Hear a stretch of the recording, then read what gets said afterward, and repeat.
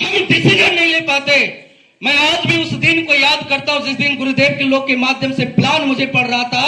ऊपर वाले का लाख लाख धन्यवाद देता हूं कि उस दिन मेरा मुंडी ना नहीं हिला।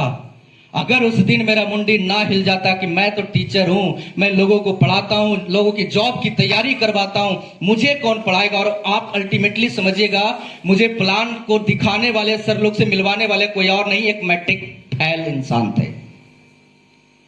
अब थोड़ा सा बीच में ईगो आया, लेकिन फिर भी मैंने उस ईगो को साइड में किया और मुझे वही चीज समझ में आई कि बेटा जब तक तो कलम चलाएगा बोर्ड पे पैसे आएंगे, कलम चलाना बंद तो पैसे आना बंद।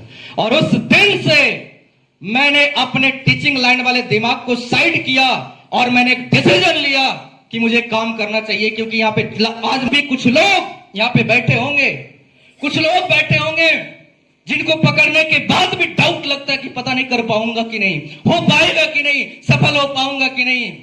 भाई साहब, डाउट में रह करके कोई भी इंसान बड़ा काम नहीं कर सकता। ये बात मुझे पहले ही समझ में आ गई थी, गुरुजी लोग बताते रहते हैं हमेशा। उस दिन यकीन, जब हम किसी भी काम की शुरुआत करते हैं तो हम डिग्री मांगते हैं। किस तरह का? आपकी कंपनी चलेगी इसकी कोई डिग्री है क्या? गारंटी है क्या? आप कब तक काम करेंगे इसकी कोई गारंटी है क्या? मैं आप सभी से जानना चाहता हूं, आप जब आपने कभी बस में सफर की होगी, उस ड्राइवर से कभी आपने डिग्री मांगा कि आपके पास डीएल है कि नहीं, ड्राइविंग लाइसेंस है कि नहीं, आपके पास 6 मंथ का एक्सपीरियंस है कि नहीं, आप कार चलाते हैं कि नहीं, आप बस चलाते हैं कि नहीं? आपने कभी मांगा? हम उस फ्लाइट में जाकर के बैठते हैं बड़ी आराम से कि मुझे 2 घंटे स्टेशन पे वहां पे लैंड करेगी, अभी यहाँ पे टेक ऑफ करेगी तो वहां पे लैंड करेगी। किसकी वजह से? किसकी वजह से? एक विश्वास होता है। जब हम बस में बैठते हैं तो एक विश्वास होता है कि वो ड्राइवर मुझे अपने डेस्टिनेशन पे ले जाके पहुंचाएगा। एक फ्लाइट पे बैठते हैं तो विश्वास से हमें वहां पहुंचाता है। और जिस दिन अगर इस दुनिया से विश्वास उठता है, उस दिन कोई मां अपने बच्चों को जन्म नहीं देगा, क्योंकि इसकी कोई गारंटी नहीं कि वो बच्चा जब जन्म लेगा तो बच्चा उस मां की लाठी का सहारा बनेगा। इसकी कोई गारंटी नहीं होती। विश्वास होता है उस कुम्हार को, जिसको एक मिट्टी, मैक्सिमम लोग समझते हैं कि वो मिट्टी है, लेकिन इस कुम्हार को विश्वास होता है कि इस मिट्टी के में बर्तन छुपा हुआ है, बस वो काम करता है और कई सारे मूर्तियों का आकार ले लेता है। वो सिर्फ और सिर्फ एक ही वजह है, विश्वास। यस या नो? यस या नो? मैं आज आप सभी से जानना चाहता हूं, आज आप इस हॉल में आकर बैठे हुए हैं किसकी वजह से? हेलो, किसकी वजह से?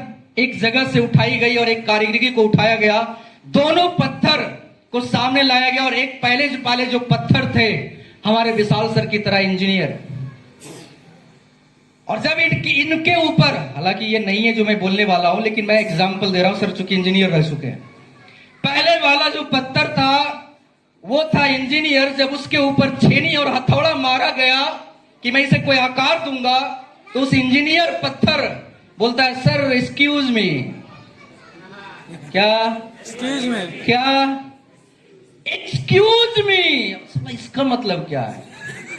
तो दोबारा समझाता है, मैं आपके पत्थर का जो छेड़ी हथौड़ी का भार है ना, मैं सहने वाला नहीं हूं, मेरे से नहीं होगा। मैं ऑलरेडी क्या हूं? इंजीनियर। I am engineer. क्या मैं सहने वालों में से नहीं हूं? वो साइड कर दिया गया, उस पत्थर को चिकना चकना था। अब एक दूसरा पत्थर था, उसमें भी छेनी हथौड़ी मारा गया, उस कारीगर ने मारा। वो पत्थर जितनी बार उस पे छेनी हथौड़ी मारी गई, कभी ने उसने उफ तक नहीं की।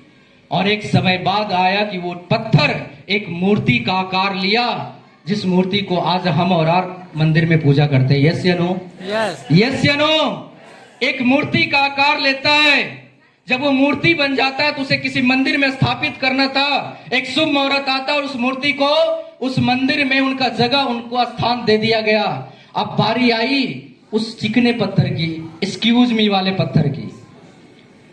अब उसको कहां रखूं?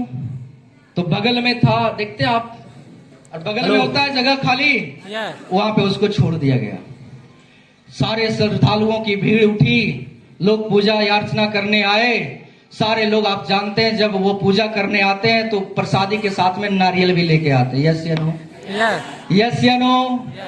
उस पत्थर पर जिसने छेनी हथौड़ी की मार सही थी, उसके ऊपर प्रसादी चढ़ रहा है, दूध डरा रहा है, फल फूल जितने भी चीजें सारी उस पे चढ़ रहा है। अब लास्ट जब पूजा एक इंसान कर लेता है तो हाथ में बचता क्या है? अब वो सोच रहा है श्रद्धालु की नारियल फोड़ूं तो कहां फोड़ूं।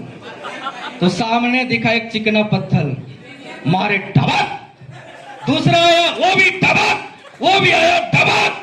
साला वो एक्सक्यूज मी वाले पत्थर वाला भाई साहब सोच रहा है मने मन, काश मैं भी उस कारीगर का छेनी हथौड़ी का अगर बार थम लिया होता तो आज भी मेरे ऊपर फूल बारिश हो रही होती। यस या नो? यस यस या नो? यस या नो? भाई साहब हमारे अपलाइन, हमारे मेंटर उसी छेनी हथौड़ी की तरह बात करते हैं, और जिस इंसान ने उस छेनी हथौड़ी की बात को सह लिया, उस पीठ मार को सह लिया, वो इंसान के ऊपर आज एक दिन लाखों लोग तालियां बजाते हैं, लाखों लोग फूल बरसाते हैं, और उनकी जय जयकार पूरे इंडिया में नहीं बल्कि पूरे विश्व के भीतर होता है। ये बात आज मैं बोल के जा रहा हूं। Thank you so much, thank you, बहुत बहुत धन्यवाद आप सभी का। बस मैं आप सभी से लास्ट में एक रिक्वेस्ट करना चाहूंगा, जितने भी लोग बैठे, कुछ लोग